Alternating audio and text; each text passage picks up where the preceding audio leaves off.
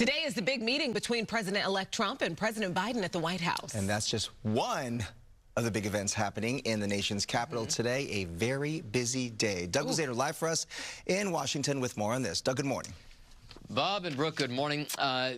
President-elect Trump just arrived at the Palm Beach airport for the relatively quick plane trip here to Washington for this traditional but awkward meeting in the Oval Office. Is the White House big enough for both of them?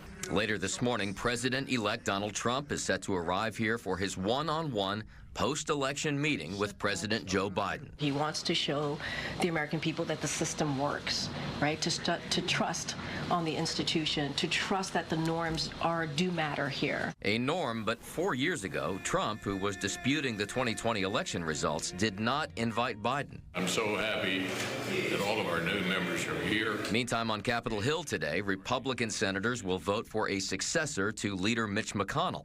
3 candidates are vying for the job. And while the House is still up for grabs, with election results still coming in, Republicans hope to retain their majority there, even as at least 2 members depart to join the Trump administration. Someone gets ill or has a car accident or a late flight on their plane, that it affects the votes on the floor. And among the most recent hires for the Trump administration, South Dakota Governor Kristi Noem has been picked to lead the Department of Homeland Security. A former director of national intelligence, John Ratcliffe, has been selected as CIA director. A former Arkansas Governor Mike Huckabee is in line to become the U.S. ambassador to Israel. Fox News host Pete Hegseth has been chosen to be the next Secretary of Defense. Billionaire Elon Musk and former presidential candidate Vivek Ramaswamy will jointly lead a newly created Department of Government Efficiency to reduce bureaucracy. And in addition to his meeting with Biden this morning, President-elect Trump will also sit down with House Republicans here on Capitol Hill. Brooke and Bob. I got to tell you, Doug, I have a bone to pick with you and Bob because you both said things were going to calm down after the election. Okay, you have been promising me this for months, and you both lied to me. Well, Well, I will tell you this. I'll bet you're getting fewer text messages. No! What's No? wrong? No. Way to go. Not even that. Really? No. Wow.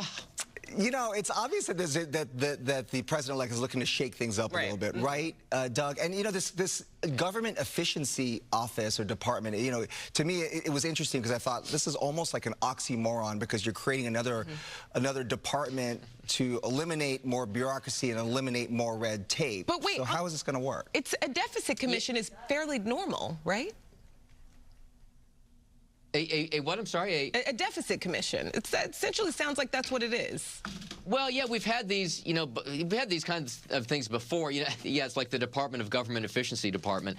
You know, the thing about this, though, is that this is quasi-governmental. I mean, this is not really a government department or agency. If it was, Elon Musk would probably have to, if not divest himself, you know, provide a financial disclosure, that kind of thing. So this is kind of an outside advisory group. We don't know what the staffing level is going to be or anything like that. But this is something that, you know, they talked about through the course of the campaign. All right, an advisory role. We shall see what happens there.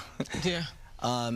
You should get Brooke's number because you know you'll get a lot of texts. Let me tell you, it's not. Let's just put it on the screen. Oh, okay. It's not gonna okay. All right. Let's not get crazy. Okay. Thank you, Doug. Bye, Doug.